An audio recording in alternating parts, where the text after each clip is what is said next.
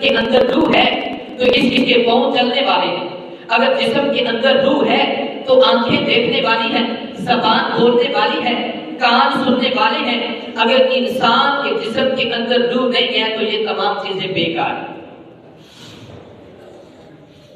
اب اللہ رب العالمین نے ان دونوں کی خوراک مقرر فرما دی۔ روح کے بارے میں اگر کسی کے دل میں یہ سوال ہو کہ روح کیا ہے، کسی آدمی کے دل میں یہ خیال ہو کہ روح کیا ہے، تو جو خیال آپ کے دل میں پیدا ہوا یہی خیال حضور کے صحابہ کے دل میں پیدا ہوا اور انہوں نے حضور سے پوچھ لیا۔ اللہ رب العالمین نے فرمایا یسألونک عن الروح، اے محبوب یہ آپ سے پوچھتے ہیں کہ روح کیا ہے۔ اللہ نے فرمایا قل روح من امر ربی، اے محبوب آپ ان کو کہہ دیں کہ روح اللہ کا امر ہے۔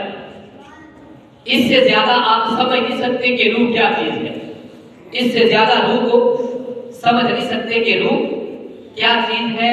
روح اللہ کا ایک امر ہے، اللہ کا ایک حکم ہے۔ انسان میں جتنا دماغ ہے اس کی کیپیسٹی کے مطابق انسان صرف اتنا ہی سمجھ سکتا ہے، روح کے بارے میں اس سے زیادہ نہیں سمجھ سکتا۔ اب اللہ رب العالمین نے دونوں کی خوراکیں مقرر فرما دی، جسم کی بھی خوراک ہے اور انسان کی روح کی بھی خوراک ہے۔ جسم کی خوراک یہ مادی چیزیں ہیں، روزمرہ کی چیزیں جو ہم کھاتے ہیں۔ اب ایک ایک کا نام لیں گے تو بات کو طول دیا جائے گا۔ یہ صرف جسم کی خوراک ہے، اس سے بندے کی روح مضبوط نہیں ہوتی۔ 2 وقت ہم کھانا کھاتے ہیں یا 3 وقت کھانا کھاتے ہیں تو اس سے بندے کا جسم مضبوط ہوتا ہے۔ اگر انسان سبزیاں کھاتا ہے تو اس سے انسان کا جسم مضبوط ہوتا ہے۔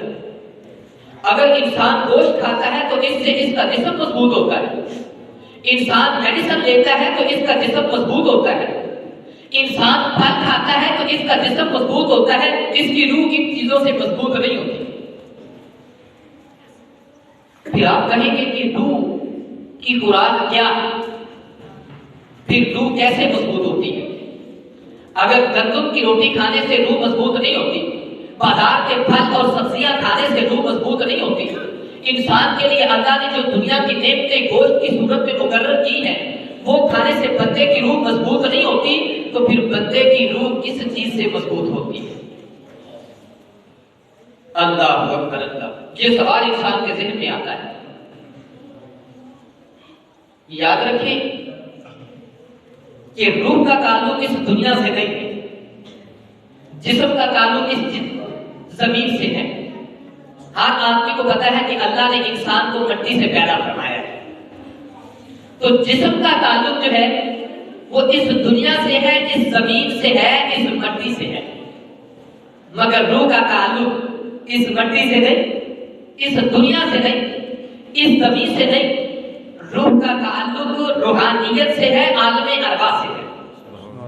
جیسے اس دنیا میں ہم گھوم پھر رہے ہیں، یہ ہمارا جہاں ہے، ایسے ہی آسمانوں کے اوپر عالم ارواح میں بھی ایک جہان ہے جہاں پہ روحیں موجود ہیں، جہاں پہ روحیں موجود ہیں۔ اور جب کسی انسان کو پیدا کرنا ہوتا ہے اللہ اس کے جسم کو بنا کر اس میں روح داخل فرما دیتا ہے۔